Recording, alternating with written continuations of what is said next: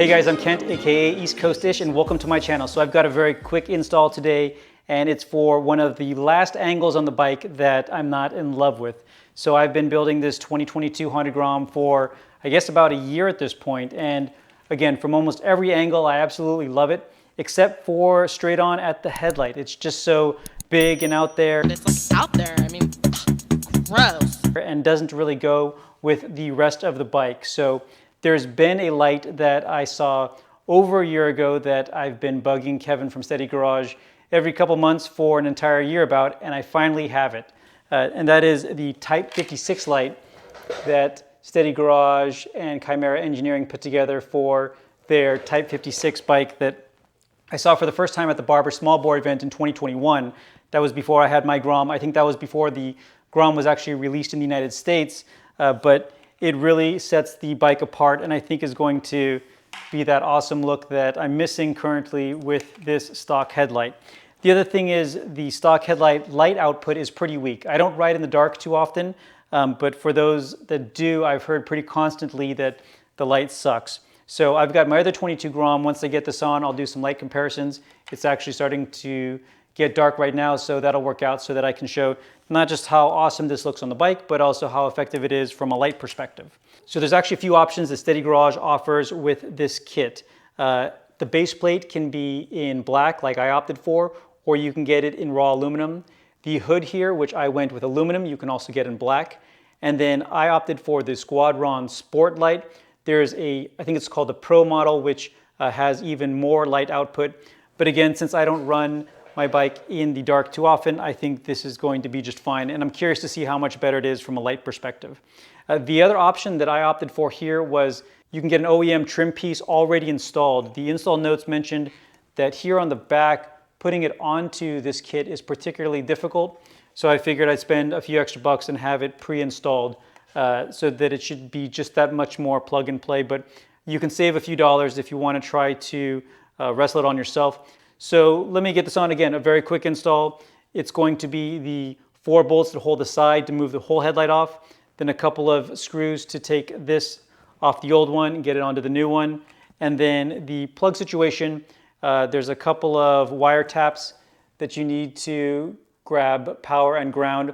And my understanding, and I'll see here in a moment, is that because the light output is so high, you can't leave your bike on too long without the engine running before it starts to deplete the battery. So I believe the way this wiring harness is set up is to have your high-low beam switch actually toggle light on and off, which is also cool. So if you want to be running with no headlight at all, you can do that now with the way that this is going to be set up. So let me pull the old one off, get this on, and we'll figure out how to connect it up.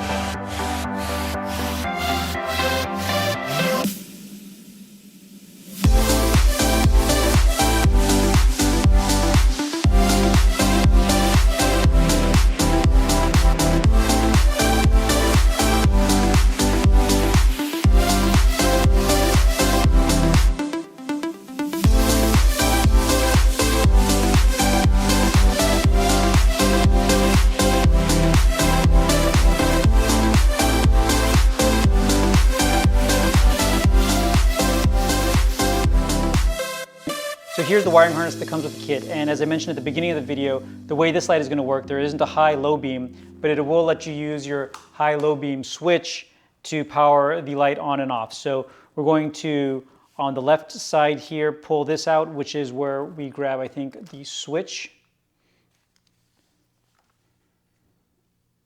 for our power, and then this side of the plug is left alone. And then we need to grab power and ground out of this harness, the one that was previously going into the light. And we'll be using these little taps here, red positive on this cable harness, black is positive, and then black on this is negative, on this green is negative. Let me cut into this a little bit so that I can get to the leads.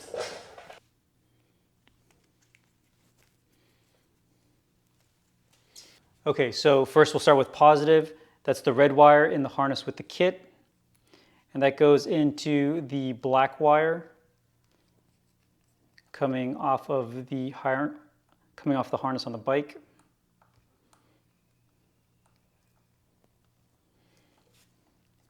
And then the black wire on the harness for the kit goes into the green wire from the bike. On almost all Japanese bikes, green is negative and black is often positive.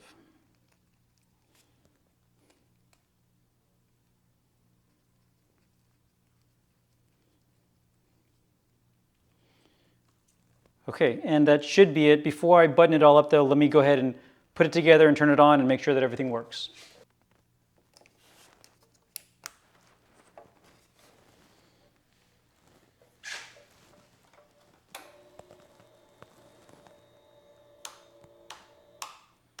Awesome. I'm also going to wrap some extra electrical tape around this just to keep it water resistant.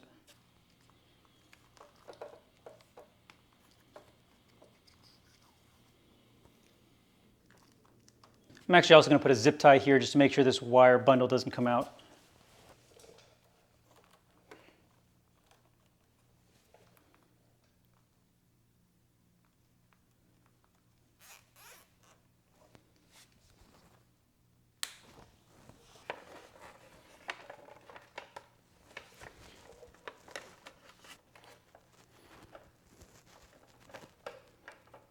All right, so this looks awesome.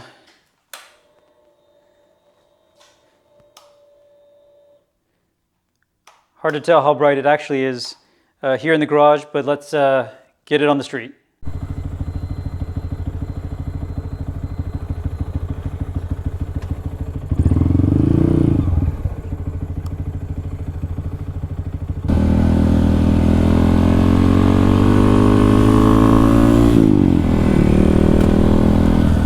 Yeah, so the road is bright, the signs are bright. I may need to tilt this down just a little bit. But anyway, if I turn off my light, that's all her light's doing. And then my light brings up quite a bit.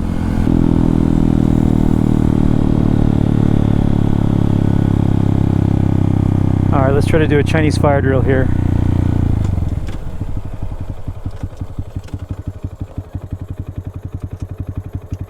If I can find neutral. Damn it, she didn't stop.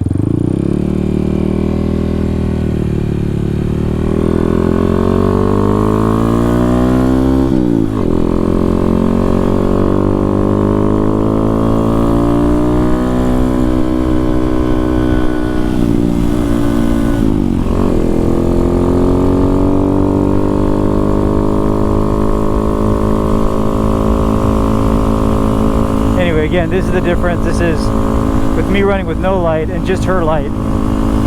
You can see about how well we can see, and then if I add my light to it, how much more it brightens up the entire road, both right in front of the bike, way down the road, and then in the periphery. All those signs are pretty damn bright. So in addition to looking awesome, it definitely has quite a bit more light output, and really happy with it. So anyway, I'll link directly in the description below to the product. Thank you everybody very much for watching. Stay tuned for more videos and keep on building.